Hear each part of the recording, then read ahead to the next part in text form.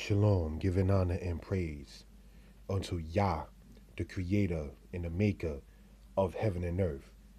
Ezekiel chapter 14, verse 1. Then came certain of the elders of Israel unto me, and sat before me. And the word of Yah came unto me, saying, Son of man, these men have set up their idols in their heart, and put the stumbling block of their iniquity before their face. Should I be inquired of at all by them?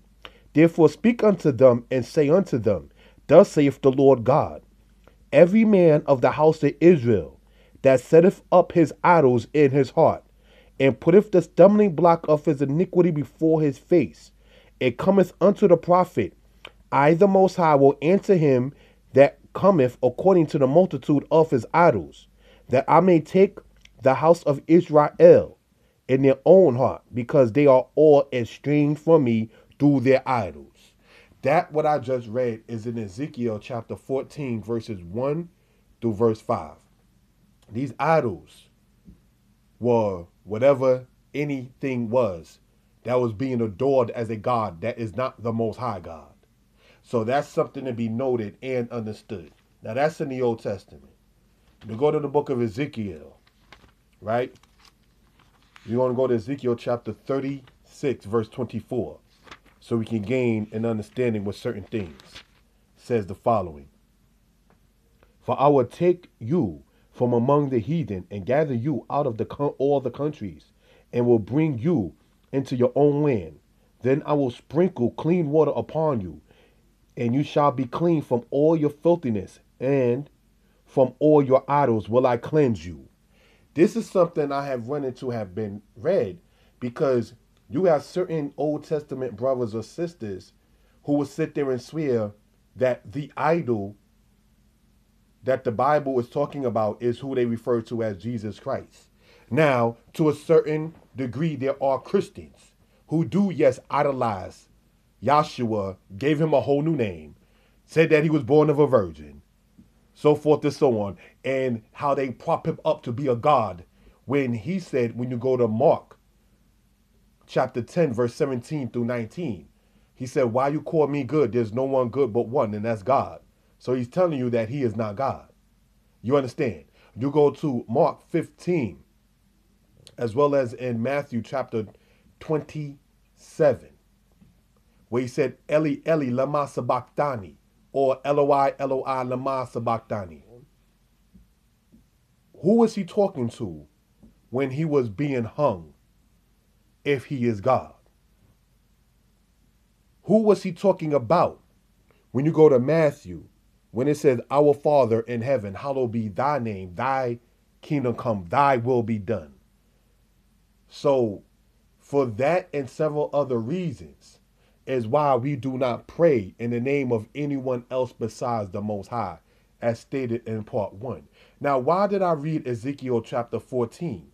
It's because you have certain people, even who is quote unquote Old Testament based, and they have their idols already in their own heart. Some of them are their own selves in their own heart. I am an appointed person and I am going to sit there and do this. You propped your own self up. You idolized your own self.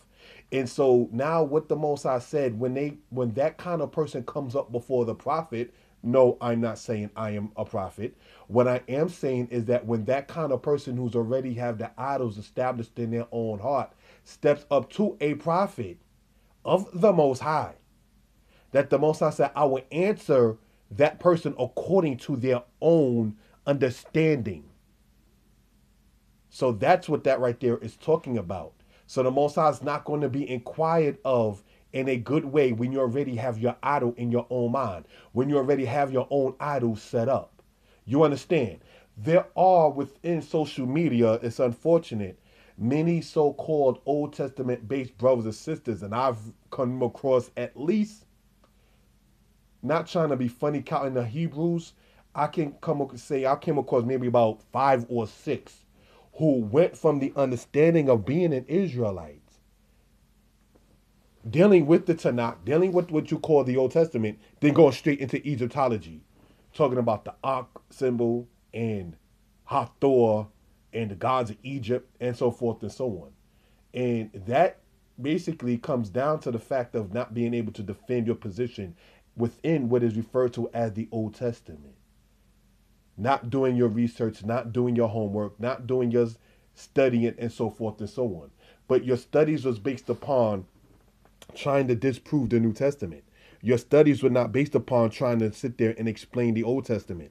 So when some clown, you understand, came up and said, well, can you prove Joseph was in Egypt? But then you not studied enough to be able to understand that ancient Egyptians erased records. That ancient Egyptians curtailed the history that they wanted the world to know for their own selves. This is why you don't find the Assyrian assault based upon from the Egyptians' point of view, because they did not want to sit there and speak upon things that were defeatist to the Egyptians. So in light of that particular thing, you have some people who base their time talking about Piso wrote the New Testament, Marcion wrote the New Testament, and then when somebody in a comedic understanding type of thing comes to a so-called Old Testament Israelite, he or she is not able to defend their own position. And it's a sad state of affairs, because instead of giving the glory and the praise to the Most High, you gave the glory and the praise to Google research. You gave the glory and the praise to sitting up there talking about some kind of folly, and you never took the time to study the Hebrew language to understand a distinction between the two. Like, for instance, somebody going out there saying that, okay, the Bible in the Old Testament contradicts itself because it says that Jethro was Moses' father-in-law. And then it says that Reuel was his father-in-law. But if you don't understand Hebrew, you're going to sit there and try to use that as a catalyst to jump into now worshiping the Amun-Re and the Neferu of Egypt, is because you didn't want to keep the laws, the statutes, and the commandments of the Most High in the first place. You notice most of those kind of brothers and sisters do not teach to keep the Shabbat day holy. Do not sit there and teach to keep the holy days and the sacred days holy. Yeah, it's raw like that. There are more so-called messianic brothers and sisters who promote keeping the days of Leviticus, the 23rd chapter, as opposed to there are the amount of so-called Old Testament based brothers and sisters who are sitting up there teaching it, and you find eventually they go wind up going into the gods of Egypt because you never wanted to keep the commandments of the Most High law because Torah was too stringent and so forth and so on, and you didn't want to deal with JC or Jesus. So therefore, what you did was you just left the Bible altogether because you lack understanding and how to defend a position in the first place. Now, getting back to the situation about Jethro and Reuel. Jethro is a title, comes from the Hebrew word yeter in Hebrew, which means excellent one. So when it says Yitro, it means his excellence. That's a title. But if you don't understand the language of the Hebrews, you off. And Reuel, from the Hebrew root word ra'ah, which means to see, and ayil, which means power. So Reuel means God, see, or behold God. So that's a point as far as that is concerned. But when you are not even, as the saying goes, studying to show yourself approved, it's easy to get caught out there like that. You understand? If you're not able to sit there and explain Genesis, the 10th chapter, Isaiah, the 53rd chapter, Daniel, the 9th chapter, and then you feel cornered in a position when somebody asks you to explain Exodus chapter 13. But everything that you've been based upon and studied was based upon, nope, JC is wrong. Nope, the New Testament's wrong. Nope, this is incorrect. Nope, that's incorrect. And then you wind up lacking understanding. For instance, I know of a person, and this is not about myself, but I know of a person who went from being quoting all kinds of, well, the New Testament is wrong because of this, and the New Testament is wrong because of that. But then at the same token, somebody sat there and said, well, in the Old Testament, it speaks about a unicorn. Oh, I don't want to deal with the Old Testament no more. The same person was talking about they want to bring forth King Tut out of Egypt so that way they can sit there and have some kind of representation of black history. That is folly, brothers and sisters. You understand? Unicorn, the translation from the Hebrew, is the Hebrew root word ra'am, which literally means a wild ox. But because you never took the time to study the Hebrew, and everything, not to be redundant, according to you, is based upon trying to disprove Paul's gospels, Paul's letters, and Matthew, Mark, Luke, and John, you're not able to explain Genesis to Deuteronomy. That's a problem. To date, and this is not to sound haughty or belligerent or arrogant, most people who are quote unquote messianic will sit there and never have an argument against a so-called Old Testament based brother or sister. Once it comes down to explaining, as stated before in Jeremiah 6:16 and Deuteronomy chapter 28 verse 58, then you can go to the book of Daniel chapter 9 verse 11 and see exactly what Israel was judged upon. So that's something to be noted and understood. All right. So in concluding, this type of thing, Israel's going to come together with or without our present generation. You understand what I mean? And it's going to happen because it's in the prophecy of Zephaniah chapter 2. Come together, O nation not desired. Then in the book of Hosea, it says, when their calamity comes, then they will seek the Most High earnestly.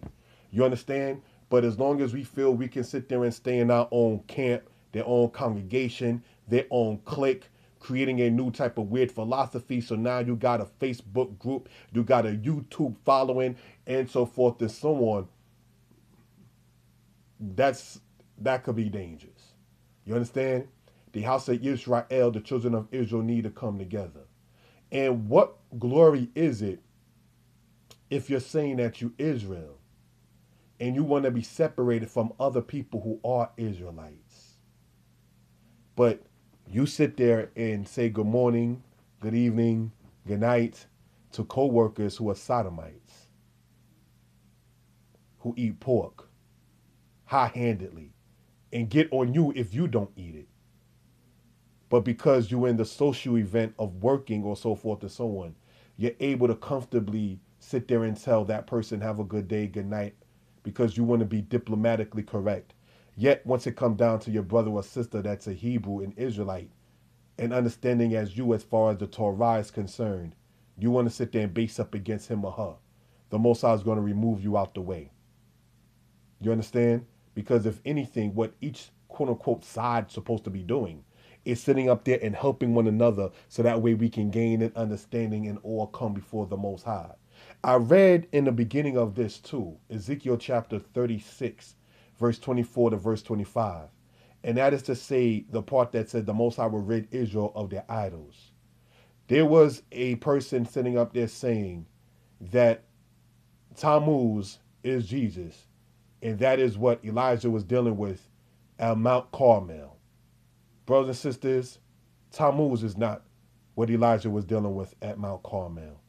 Jesus is not what Elijah was dealing with at Mount Carmel. It was stubborn and rebellious Israelites worshiping Baal that Elijah was dealing with at Mount Carmel. And that's in the Old Testament. Do you understand what's being presented and stated? You understand? So, the portion I read earlier in Ezekiel chapter 4, Ezekiel 36 verse 25, where it says that the Most High would rid Israel of their idols. That is something that's going to wind up happening because according to what the truth is, between the quote unquote messianic and the quote unquote non-messianic, each side have idols, hands down. Maybe it's certain things that we don't even know is of an idol. Maybe certain things that they try to slip into the Hebrew way of life that we have to then come to an understanding and knowledge and find out, wow, that's incorrect. We won't sit there and deal with that. You understand? So that's something to be noted and understood. And anything can be taken and made and idolized. Give you an example.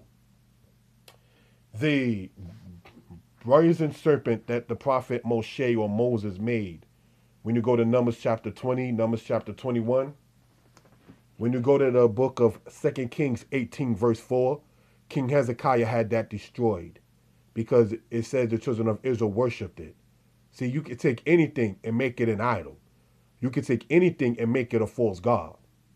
So that's why we need to know when to step lightly and know how to deal in wisdom. Concluding, Proverbs says what? When thou sittest before a king, note thine appetite, lest he be upset with thee and put a knife to thine throat. Well, the king and the presence that I'm speaking of is the Most High. And we are eating of the things that the Most High has given unto us. So we need to know how to sit there and be humble in that nature. Lest the Most High smite us. Because we want to not unite and love one another. Shalom. Peace.